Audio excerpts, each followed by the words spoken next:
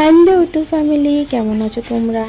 আশা করি তোমরা সবাই ভালো আছো। আমিও ভালো আছি। চলে এসেছি আরেকটা নতুন ব্লগ ভিডিও নিয়ে।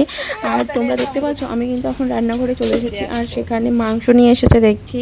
মাংস রান্না করতে হবে। আর 2 রকম মাছ নিয়ে এসেছে। কালকে আমাদের নিরামিষ বলেছি, আজকে আর কিছু এনো না বাজার থেকে।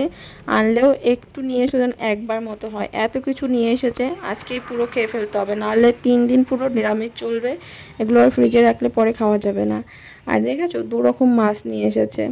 কি এগুলো খয়রা মাছ বলে না কি আরেকটা কি মাছ বলে নাম জানি না। আর এই দেখো পনির। সকাল থেকে ভেবেছি পনির করবো, তাই পনির কাটা হয়ে গেছে, এখনও ছাকতে পারিনি। তো কোনটা রান্না করি বলো?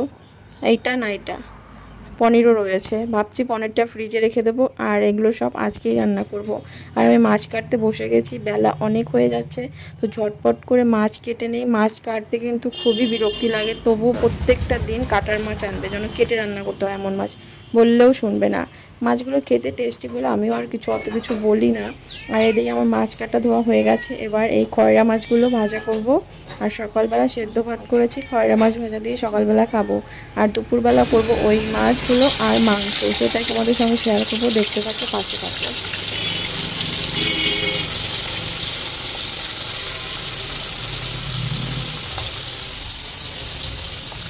আর আমার কিন্তু মাছ ভাজা দিয়ে হয়ে যাচ্ছে। মাছ ভাজা দিয়ে ভাতটা যেহেতু খাবো, তাই আর ওটা তোমাদের সঙ্গে শেয়ার করবো না, বলে দিলাম।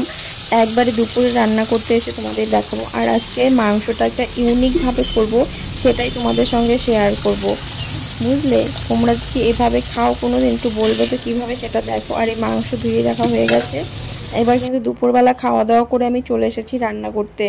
এখন এই মাছগুলোকে ভাজবো। এই ছোটো মাছগুলোকে কি মাছ বলে? সমুদ্রের মাছ বলে মনে হয়, সমুদ্রের মায়া মাছ এরকম কিছু একটা বলে। তো এটাই ভাজতে ভাজতে আমার এখনও বিছানা গোছানো হয়নি, সেটাই আমি ওপরে যাবো এখন ঘর গোছাতে। আর আমি কিন্তু চলে এসেছি ঘর গোছাতে, ওদিকে রান্না বসিয়ে রেখে এসেছি। কারণ সকাল থেকে কাজের আজকে উল্টোপাল্টা হয়ে গেছে, টাইম করে কিছুই মানে রুটিন মাপে কিছুই হয়নি, তাই উল্টোপাল্টা হয়ে গেছে। রান্না করব আর সংসারের কাজ করতে হবে। দেখো ঘর গোছাতে চলে এসেছি, কি রোদ্র উঠে গেছে দেখেছো? আর এই যে সানসেটটা যতই পরিষ্কার করি, ছেলে শুধু নোংরা করে রাখবে, এইটা ওইটা ফেলে রাখবে। আর বিছানার কথা তো বলাই নেই। এই দেখো আমি এখনই বিছানা গোছাচ্ছি, একটু পরেই চলে আসবে, এসে শুরু করে দেবে। আমি উপরে এসেছি, একা একাই চলে আসে জানো না, সিঁড়ি দিয়ে। সকালে কিন্তু একবার বিছানা গোছানো হয়েছে, তোমরা আবার ভেবো না যে বাসি বিছানায় মানে এত বেলা। না, একবার ঘর গোছানো, মোটামুটি ঘর গুছাই ও ওঠার আগেই একবার আমার মোটামুটি মানে জামা কাপড় মোটামুটি গোছানো হয়ে যায়। কিন্তু পরিয়ে নিচে যাওয়ার পরে যে ঘরটা ফ্রেশভাবে গোছায়, সেটাই এখনও গোছানো হয়নি। আর তোমরা তো জানোই, সকালবেলা যদি মানে ঠিকঠাকভাবে কাজ না এগোয়, সারাদিনই মনে হবে যে কাজ করতে হবে, তাও কাজ এগোবে না। এদিকে তার মধ্যে আবার কারেন্ট নেই, আরও মাথাটা গরম হয়ে যাচ্ছে।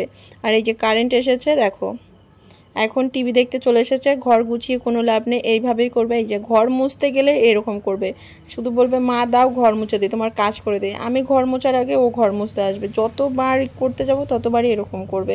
আর এই দুষ্টুমি করতে, ওকে নিয়ে কাজ করতে আরও লেট হয়ে যায়। তোমাদের কি এরকম হয় গো? দেখো টিভি দেখছে, টিভি দেখে তাও শান্তি হবে না, আমি যে ঘর মুছবো সেটাই ও মুছতে আসবে। আর হিরো হুন্ডা নিয়ে বাজার থেকে আসলো, দেখো কি বলে না, ঠেলায় পড়লে বিড়াল গাছে ওঠে, সেরকম হয়েছে। হ্যাঁ, সাইকেল নিয়ে গেছে আজকে। আর শ্বশুর বাড়িতে নেই, সবজি বাজার আনতে আনতে দেখো কটা বাজে, 12টা বাজে। এখন রান্না করব কখন? সকাল থেকে বলে যাচ্ছি বাজার এনে দাও। কি কি এনেছো দেখি? এই যে বাজার, আবার কতগুলো ওলাও নিয়ে এসেছে সাথে করে মনে হচ্ছে, রসুন। আর এখন কিন্তু আমি রান্নাটা শুরু করে দিয়েছি। আর দেখলে বাজারগুলো এনেছে, কারণ সকালবেলা মাছ বাজার নিয়ে এসেছে। ও জানে না যে সবজি বাজার নেই। আর শ্বশুর তো বাড়িতে নেই, সবজি বাজার তো বেশিরভাগ শ্বশুরই করে, তো ও জানে না যে সবজি বাজার করতে হবে। ও ওর মতো মাছ মাংস নিয়ে এসেছে, তারপরে বলতে বলতে গেছে।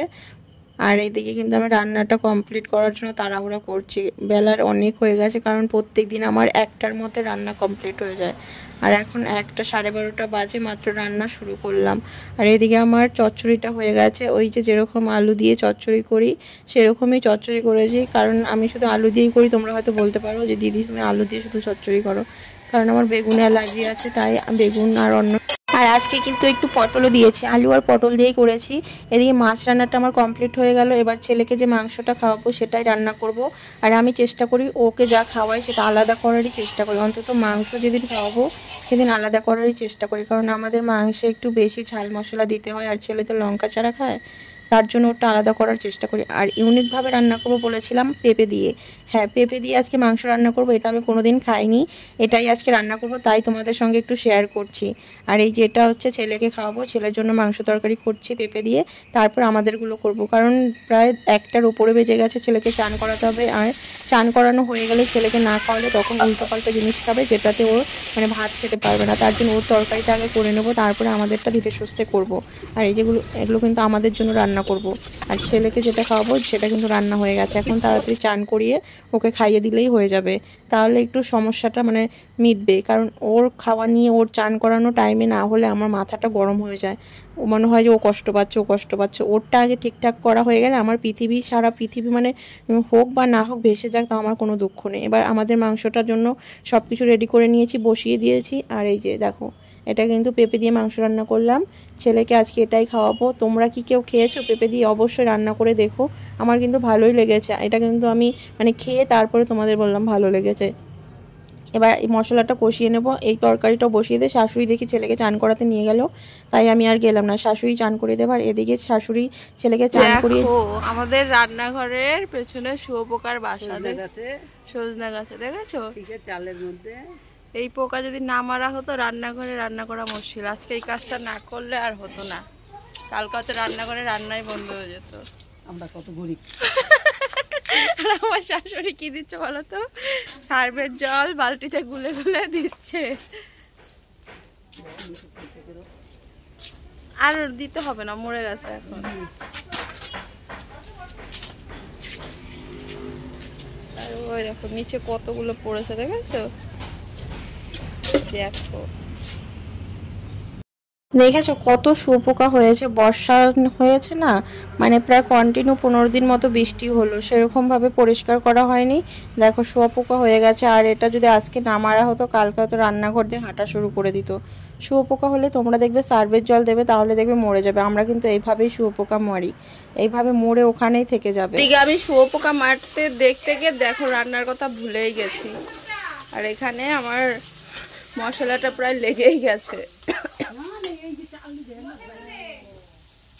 এই যে দেখাচ্ছো, এই যে এই ফাঁকাটা দিয়ে দেখতে পাচ্ছ তোমরা, এই দেখো দেখো। আর এদিকে কিন্তু আমার মশলাটা প্রায় কষানো হয়ে গেছে।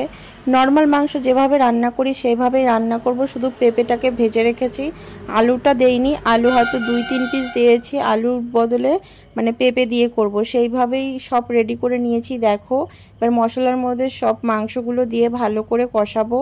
আর মাংস তোমরা জানো যত বেশি কষাবে তত টেস্টি বেশি হয়, অন্তত মুরগির মাংস যত কষানো হবে তত টেস্টি বেশি হবে, আমার এটা মনে হয়। আমি তো এইভাবে আগে মশলাটা কষিয়ে তারপরে মাংস দিই। আর তোমরা কিভাবে করো বলো? আর পেঁপে দিয়ে খাবো তো তাই একটু মানে বেশি করে, কারণ আর পেঁপের একটা গন্ধ আছে, তাই মাংসটা একটু বেশি করে কষাবো, আরও পেঁপের গন্ধটা যেন মাংসের মধ্যে না থাকে। আর গরম মশলাটা অবশ্যই শাহি গরম মশলা দেবে, পেঁপের গন্ধটা যেন না আসে, তাহলে ভালো লাগে। চচ্চড়ি খাবো, সবাই যদি খাও তাহলে এসে আমাদের দোকানে শুয়োপোকার চচ্চড়ি, শুয়োপোকার চপ ভাজা, এই এনে দা রাখলাম না রকম, দেখতে পাচ্ছ তোমরা।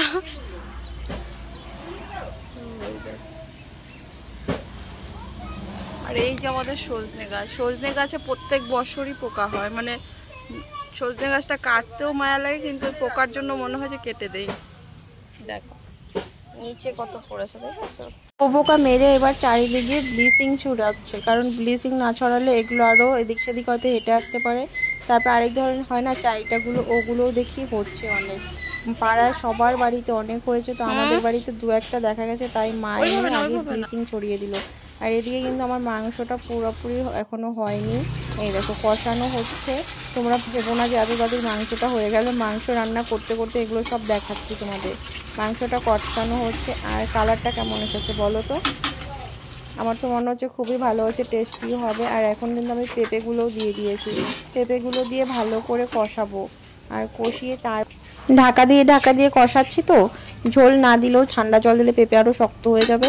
তার জন্য এইভাবেই ঢাকা দিয়ে কষাতেই মাংসটা রান্না করব।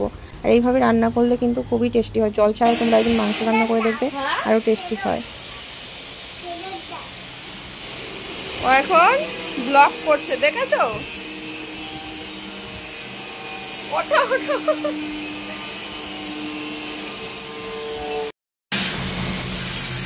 পেঁপে দিয়ে মাংসের ঝোল রান্না করেছি, সেটাই আমার ছেলে খাচ্ছে, আর আমাদেরও আজকে সেটাই হবে। দেখতে পাচ্ছ, এটা পুরো ফেক খাওয়া খাচ্ছে, ওকে আমি খাইয়ে দেবো, নাহলে খাওয়া হবে না ওর। আর ছেলেকে খাওয়াতে বসে গেছি, কারণ অনেক লেট হয়ে গেছে, 2টো বেজে গেছে, তাই ছেলেকে আগে খাইয়ে দেবো, তারপরে সব কাজ করব। রান্না এখনও গ্যাসে রয়েছে, রান্না হবে, ঘরদোর মুছতে হবে, পরিষ্কার করব, তারপরে চান করব। অনেক কাজ আছে, তাই ছেলেকে আগে খাইয়ে নিলাম। সারা দিন মানে সকালবেলা একটু লেট করলে উঠতে, কাজ গন্ডগোল হলে ঠিক এরকমই তাড়াহুড়া করবে, কিন্তু তোমার কাজ আগাবে না। ভালো করে দেখাও। এটার মানে ভালো হয়েছে তাই বলছে, ভালো হলে এরকম করতে পারে না, এরকম করে। কারেন্ট চলে গেছে, দেখেছো? আর মাংসটা তোমরা কি দেখেছো একবারও? মাংসটা কিন্তু এক ফোঁটাও জল দেইনি, ঢাকা দিয়ে পুরো রান্না করলাম। আর যে পেঁপে আর ইয়ের থেকে যে জল ছাড়লো, সেই দিয়ে কিন্তু রান্না হয়ে গেছে, মাংসটা হয়ে গেছে আমার। তাই তো, কতটা নরম হয়েছে মাংসটা। শুধু গরম মশলা দিয়ে নামিয়ে নেব।